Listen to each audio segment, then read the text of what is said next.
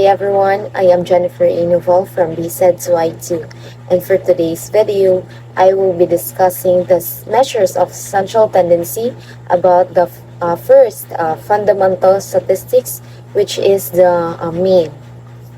So what is measures of central tendency? So it is one of the most useful statistics for teachers for us to know the center point of the data. Knowing the center point answers such as questions, what is the middle score? Or which student attained the average score?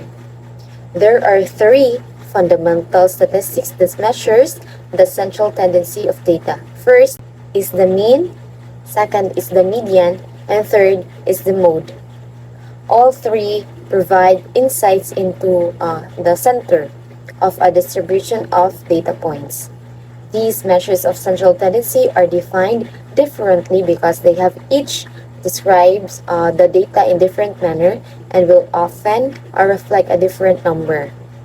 Each of these statistics can be a good measure of central tendency in certain situations and an appropriate measure in other scenarios. So let us focus to our topic for today, the mean. So, the mean is the arithmetic average of all the data points. It is also the most common measure of central tendency. So, take note, it is the average. And then, when most people think of average, they are imagining the mean. The mean is easy to calculate, and most people have been doing it since elementary school. To calculate the mean, you should have to add up all the data points, and then the answer of it, you will have to divide the results by the total number of the data points.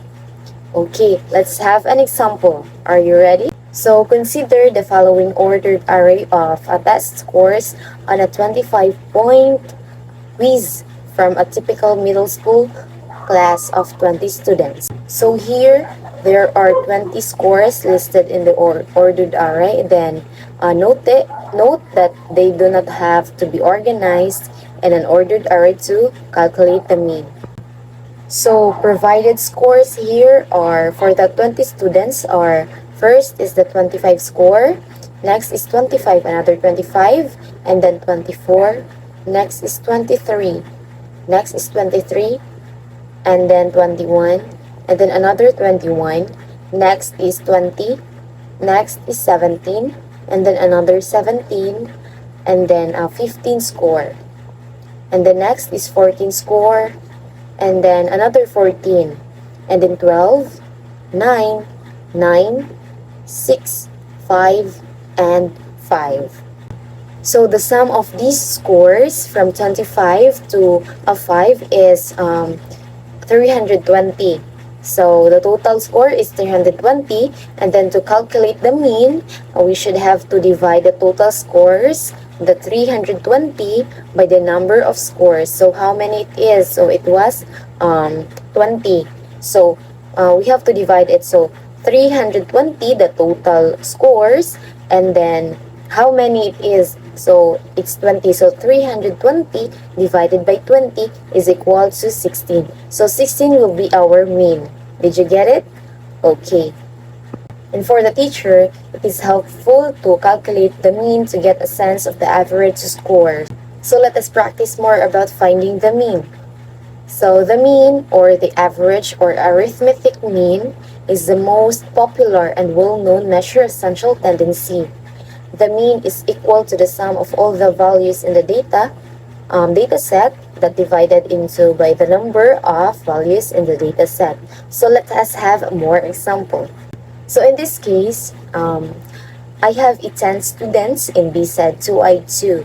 So for example, I have 10 students in BSED2I2, and then the class got the following scores in a 40-item test. So take note, I only have 10 students, and then I gave a 40-item tests, and then the scores or the results, the scores that they got is 25, 23, 29, 30, 19, 20, 36, 37, 30, and 28. Again, to get the mean, let us first add up all the scores given or all the scores provided. So let us first have 25 plus 23, and then right after 29 plus 30, and then add up the 19, 20, 36, 37, 30, and 28. Okay, the total of the scores that has been given is 277. So the total is 277. So to get the mean, we have to divide it into 10 because there are 10 students. So we have to divide it into 10. So 277 divided by 10 is equal to 27.7. So that is the mean for the 40 item test score in 10 students of BSED 2I2. Okay. So always remember, the mean is the generally considered the average score and is considered the best measure of central tendency. Thank you so much for listening, and goodbye.